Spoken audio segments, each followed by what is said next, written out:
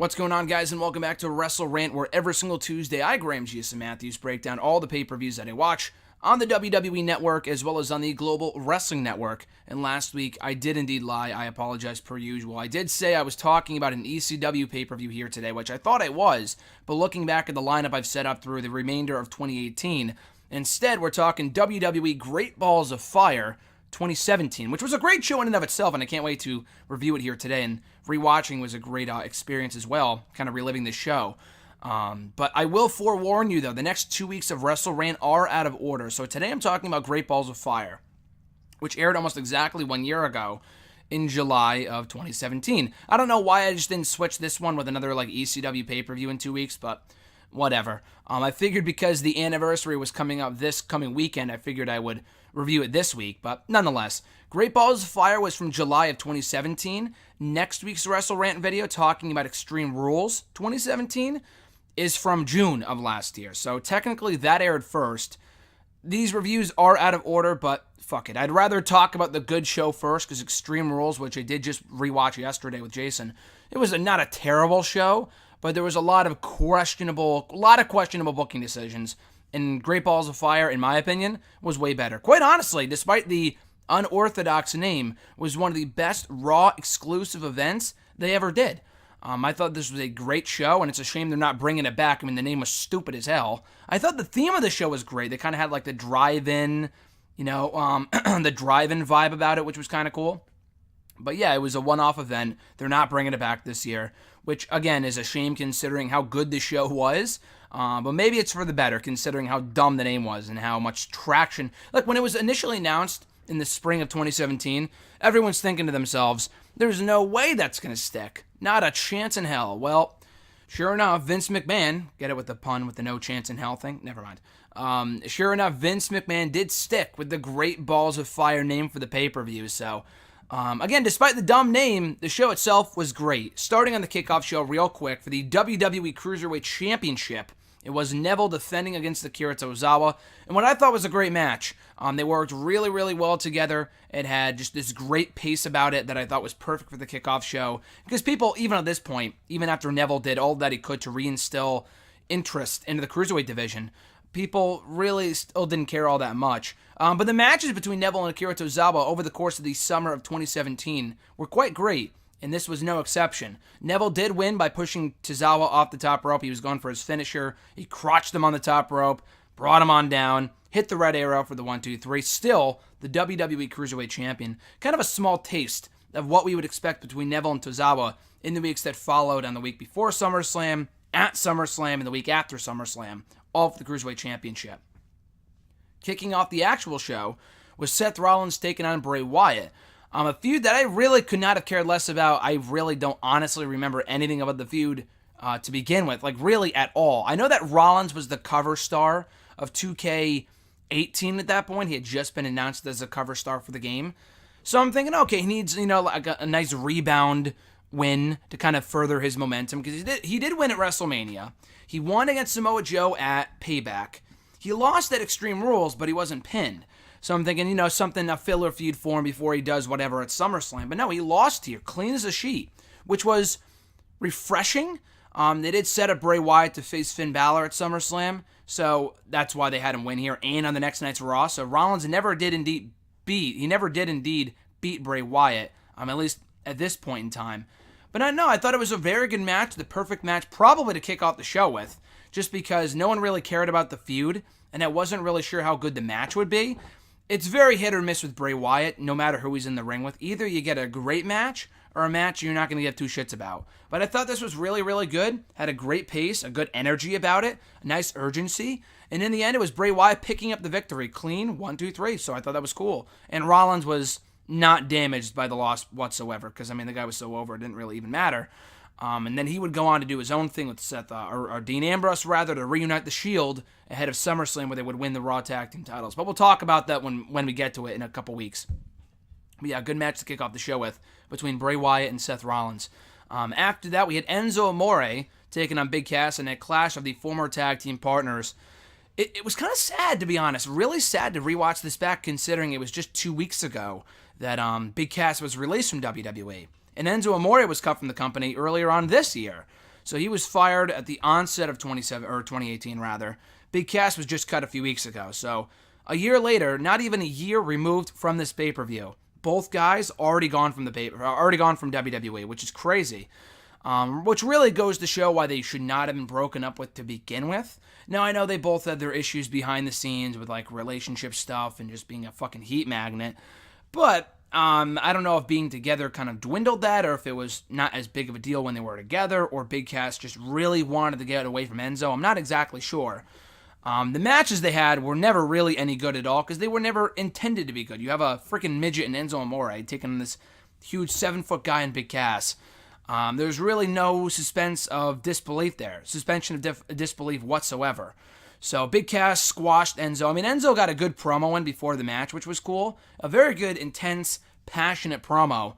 The match itself was really nothing of note whatsoever. Instead, it was really exactly what it should have been, with Big Cass squashing Enzo, getting the decisive victory, and I would say moving on, but the feud did continue in the weeks that followed. They would have another match on TV, which Big Cass would win, and then Big Cass would go on a feud with the Big Show, which was not that good because the match at SummerSlam sucked. But again, this was probably what it should have been for a 5-minute match. One of my favorite matches on the entire show is up next for the Raw Tag Team titles, a 30-minute Iron Man match between the defending champions Cesaro and Sheamus and the Hardy Boys. This is honestly a low-key underrated feud in WWE because these two teams over the course of a few months had some great matches. Between the matches at Payback, Extreme Rules, and now a Great Balls of Fire. And we had never had, prior to this point, a 30-minute, any sort of Iron Man match with tag teams. It had always been one-on-one, I believe. I'm not sure if we ever got a 3-way or a 4-way in an Iron Man match, but we had never had a tag team Iron Man match before, so I was kind of surprised by that. But no, these two teams were the perfect two teams to do it with because they worked amazingly well together, as only they could, because their previous encounters were also very, very enjoyable. And I like the way they kind of laid this out, too. So I'll lay out the, I'll go down the, not eliminations, but like the pinfalls and submissions and stuff here. Each win for each team. So literally within the first 10, 20, 30 seconds of the match, Cesaro and Sheamus are up a fall. So Cesaro enters the ring. Matt Hardy thinks that he's the legal man, but he's actually not. So Cesaro, he slides right on out of the ring. Matt Hardy gets distracted, turns around, right into a bro kick from Sheamus. 1, 2, 3 for Cesaro and Sheamus, which was great. They wrestle a little longer. Cesaro and Sheamus get another pinfall victory after Sheamus pins Jeff with a weight noise and a driving neckbreaker from Cesaro, their tag team finisher. So they're up 2-0 at this point.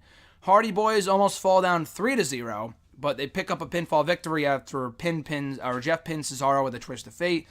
So they're still down by 1 point. It's 2-1. Cesaro and Sheamus pick up another fall, 3-1 at this point. Some insurmountable odds in their favor. They win by countout after Cesaro threw Matt into a ring post on the outside. So Cesaro and Sheamus are up 3-1. The Hardy Boys have to battle back. Jeff pins Cesaro with a cradle. He pins him for a 1, 2, 3. It goes up 3-3 after Matt Hardy pins Sheamus with a twist of fate off the top rope. Now they're up 3-3. And in the final few minutes, the whole match I thought was really, really well laid out. There were some dead points. That's kind of to be expected in a 30-minute Iron Man match, much less a 60-minute Iron Man match. But, it is what it is. And I thought overall this was very, very enjoyable. And the final stretch was great. The crowd was really, really hungry for a Hardy Boys victory here for them. They were really, really waiting for them to win the tag team titles with the last minute, clinch the win in the final few minutes. But it was not meant to be. So before the Hardy Boys could pick up the victory, so Jeff hits a swanton. He hits a swanton on Sheamus, and it looks like they have the match won. There's literally like 30 seconds left in the match. So Jeff hits the swanton on Sheamus, but before he can make the pin, Cesaro swoops in, literally covers Jeff out of nowhere, and gets him for the 1, 2, 3. And they really just kind of run around the ring for the next 30 seconds. Jeff gets him in the ring, hits a twist of fate, but it's too late, and they lose the match. And still the Raw Tag Team Champions, Sheamus and Cesaro. So again, I thought this was great. I thought this was a great match. If there's any two teams to put in an Iron Man match and get a great match out of it, it was certainly these two teams. So yeah, I enjoyed this a lot. Cesaro and Sheamus still the Raw Tag Team Champions, and ate up a lot of TV time on the pay-per-view too, which was good. For the Raw Women's Championship, After that, we had Alexa Bliss defending against Sasha Banks, and a real good match. These two women work well together. It was a dumb finish, not really a dumb finish. So Alexa Bliss got counted out. Sasha Banks wins, but the title is still on Alexa Bliss. The match itself was very entertaining. I was disappointed by the countout finish, but it was, logical in protecting Alexa, not taking the title off her so soon, and protecting Sasha Banks. And this would set up a rematch for SummerSlam. Initially, Bayley became the number one contender, and it was supposed to be Bayley and Bliss again at SummerSlam. But then plans changed, then Sasha went on to get a rematch, and they had another good match at the pay-per-view where Banks would become champion. But on this show, it was Sasha going for the title for the first time. She would she would win, fail to win the championship by countout. But the match itself, I thought, was really, really good. And you can kind of get that from time to time when you have two people that have real-life, legitimate bad blood with each other. I don't think it really runs that deep, but it's been rumored for years now that Banks and Bliss have had some bad blood, dating back to their NXT days.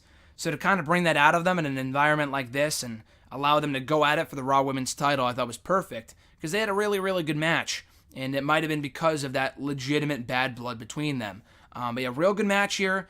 Despite not winning the championship, Sasha took Bliss over to the announcer's table by the side of the stage, jumped off it right with two knees to the face of Alexa Bliss to kind of give her a comeuppance, despite not becoming Raw Women's Champion, and to further the feud and to keep the program alive. So I thought that was good. But yeah, real good match there as well. This was really the only match on the show, aside from something else to come soon enough, that I really didn't care about all too much. For the Intercontinental Championship, it was The Miz defending against and beating Dean Ambrose. It was a good match. It was another enjoyable outing from these two, but they had way better matches on Raw at Extreme Rules. This was easily the weakest of all their matches up to this point, so I really could not have cared too much about it at all. But it was fine for what it was. Miz did win after interference from pretty much everyone in the Miztourage, from Maurice to Curtis Axel to Bo Dallas. Miz, in the end, would walk away still the Intercontinental Champion. But yeah, no, this was good stuff, but not their best match of all time. It was good, served a purpose, and the right man went over. So that's really all that mattered. After that, in an ambulance match, we had Roman Reigns and Braun Strowman rekindling their rivalry one final time, seemingly, because the feud would continue going into SummerSlam and beyond.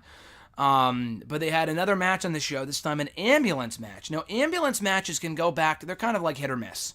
A lot like with Bray Wyatt matches, where they're either really, really good, or they're just fucking terrible. Like Shane McMahon and Kane, back from 2003, 15 years ago, was a great ambulance match. Kane and John Cena, Ryback and John Cena, I don't really care as much. But I thought these two had a real good match. It was a bit boring early on because you couldn't pin anyone, because they wrestled in the ring for a little bit before going over to where the ambulance was, and that was when things really picked up. When Braun was beating the crap out of Roman, he threw him all around the stage area. Roman battled back, speared him through the side of the wall, the electronic light-up wall, whatever. And from that point, Roman battled back. He would kind of work his way back up, get the hot, sprint going there. But Braun would sidestep out of the way when Roman went for the spear. He sidestepped. Roman speared himself right into the ambulance. Braun shut the doors, and Braun Strowman was declared the victor. So I thought it was a great finish. It just looked hilarious, with Roman essentially jumping right into the ambulance, and then Braun just simply shutting the doors. I thought that was great. But yeah, Braun Strowman did win as he should have. I thought Roman was a sure lock to win here. I'm glad he didn't, because he didn't really need the victory as much as Braun did, so it was a big win for Braun. And I enjoyed it. I thought it was a real good match. Maybe not the best match of the year or anything like that, but for an ambulance match and the limitations they had here, I thought it was really, really good.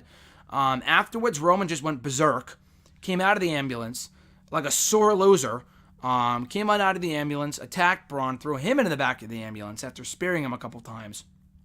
And then he drove the ambulance into the parking lot and reversed it right into a wall, right, or in the back of a truck or whatever it was, that crushed the back of the ambulance truck. So Braun, seemingly still inside, is pretty much dead at this point. Roman Reigns attempting murder here. No repercussions at all. I don't know if he was on Raw the next night Roman was. I have no clue. But from what I can recall, there really was no repercussions for Roman Reigns, because he would go on to vie for the Universal Championship anyway at SummerSlam in that four-way with Braun, Joe, and Lesnar. So it's not like, oh, he got arrested, or it's like, oh, he, was suspended. No, he was fine. He was perfectly fine. Braun wasn't. He was all beat to shit here. But Braun looked like the ultimate babyface and standing tall and walking away on his own 2 feet. Whereas Roman Reigns losing the match, indecisive fashion, no ifs, ands, or buts about it, and then being a sort of loser and attacking Braun afterwards. So I thought that was a kind of a shitty thing for Roman to do. And it would seem to signal a double turn. In anyone else's world, this would be a double turn, with Roman going heel and Braun becoming a babyface, which he would soon enough anyway, but at least at this point he wasn't. But no, Vince wanted to keep Roman, a babyface, so he did this despite not going heel, which was beyond stupid. But Braun looked like the ultimate superstar here. Came across like a total monster, not only winning the match, but walking out on his own 2 feet after being almost murdered to hell by being driven right into the side of a wall in the back of an ambulance. So Braun Strowman came across great here. Roman not so much, but I enjoyed the entire angle overall. May have dragged out a little longer than it should have. So while they're grabbing Braun from the back of the ambulance, which I thought was a nice touch, they have a match going on in the ring between Heath Slater and Kurt Hawkins. Then no one gives two shits about it at all. Heath Slater technically does win. They don't show the finish, which was kind of comical. So you don't even hear Heath's music. He wins the match, and that was it. But while Heath and Kurt were making their way to the ring, they were like putting on their gear and putting on their wrist tape, making it seem like it was an impromptu decision to put them out there to kill time on the pay-per-view. So I thought that was a nice touch. The match I'm not even going to grade because we hardly saw any of it, obviously. But it was still a nice touch to kind of further that this felt like a real angle, that this came across as real, and that, they were worried about Braun's well-being and all this other stuff. But I thought that was good. We get to the main event for the Universal Championship between Brock Lesnar and Samoa Joe, a long-awaited dream match between two of the best there has ever been, two of the best behemoths in the last 10, 15, 20 years in WWE. This was a total hoss fight. Now, it only went 6 minutes, but it didn't really feel like 6 minutes. It felt like it was a lot longer, but in a good way. It felt like a complete match, with Joe attacking Brock before the bell, laying him out at ringside. And the cool thing about the match, or the feud rather, on the whole, was that Brock was essentially the underdog. He was being attacked and laid out every single week by Samoa Joe. Joe was really built up strong here. He was a super hot superstar in the summer of 2017. And he still is, but around this point, he was being built up like a major threat to Brock Lesnar, which I really appreciated. But yeah, the match itself, for a 6-minute match, I thought it was perfect. A lot like Brock and Goldberg at WrestleMania, it didn't have to be long to be great. And I thought this was a great match. Now, the finish was underwhelming. So Joe locks in the Cohina clutch multiple times. Brock gets out of it, suplexes him, all this other stuff. So he gets out of it. At one attempt, he goes for it. Brock reverses into an F5, hits the F5, and that's it. One F5 and Samoa Joe is done for. So, yeah, I was disappointed by that. That was underwhelming. The reason I do these reviews a year later is to kind of look back in retrospect at what kind of happened before and after it and all that other stuff. With this one, it was very clear they were setting up Roman to be the one to kick out of the F5. One F5. Now, Roman would not kick out of one F5 at SummerSlam, which was beyond illogical. But anyway, they had Joe lose to one F5, Roman Reigns lose to one F5 at SummerSlam. They had Goldberg lose to one F5 at WrestleMania. They had Braun Strowman lose to one F5 at No Mercy. They had AJ Styles lose to one F5 at Survivor Series. They had Kane lose to one F5 at the Royal Rumble. And then Roman kicked out of like 5 or 6 at WrestleMania this year, which was fucking ridiculous. So it really kind of hurt everyone else, because it was supposed to be a major moment when Roman kicked out of it at WrestleMania. When in reality, newsflash, it wasn't. No one cared. No, it went over like a fucking fart in church. But for what this was, finish aside, it was a real good match. If WWE knew what they were doing, they would have put the belt on Joe, if only for a month. I thought that would have been perfect. There was really no reason, and still is no reason, to have that belt on Brock for as long as they have so far. But still, for what it is, I thought this was a really, really good match. Joe came away looking real good, aside from the abrupt finish, but that's to be expected. I kind of figured that going in, considering what they were setting up for Mania the following year. But I really enjoyed this as a main event. It had some mixed reviews, mixed thoughts from fans. I remember afterward people saying it was too short, it wasn't enough, it was a disappointment. I don't know. For me personally, I thoroughly enjoyed it. I thought it was a perfect 6-minute match, and Joe really didn't lose too much in defeat. I know it was a decisive win for Brock Lesnar, but at least Joe went in there on the main event of a pay-per-view and took the fight to Brock, and that was really all you could ask for. And not many people can say they dominated a Brock Lesnar match, quite like Samoa Joe did here. So overall, though, I thought this was a great show. Not many things I didn't not like Heath Slater and Kurt really doesn't count at all. The IC title match was kind of a disappointment, but really, other than that, everything really served a purpose. Miz winning was essential, so it was really a heels night, with all the heels winning, aside from Slater, which hardly counts, and Sasha Banks, but Bliss still held on to the championship. But this was really a heels night out at Great Balls of Fire, and maybe as a result, it was a great show. And there was a lot of good matches. I thought the Iron Man match was great. The ambulance match was great. This was more of an Extreme Rules pay-per-view than fucking Extreme Rules. But yeah, the main event was really, really good. Banks and Bliss had a really entertaining match. Cass and Enzo was exactly what it needed to be. And Wyatt and Rollins in the opener was a real fun match as well. So a pay-per-view that exceeded expectations. You go into a pay-per-view called Great Balls of Fire, and you don't expect it to be any good or really expect it to be, kind of a throwaway show. But no, I thought this was a solid show that I thoroughly enjoyed and is well worth watching back on the WWE Network. Like I said earlier, probably one of, if not the best, Raw exclusive pay-per-view they ever did.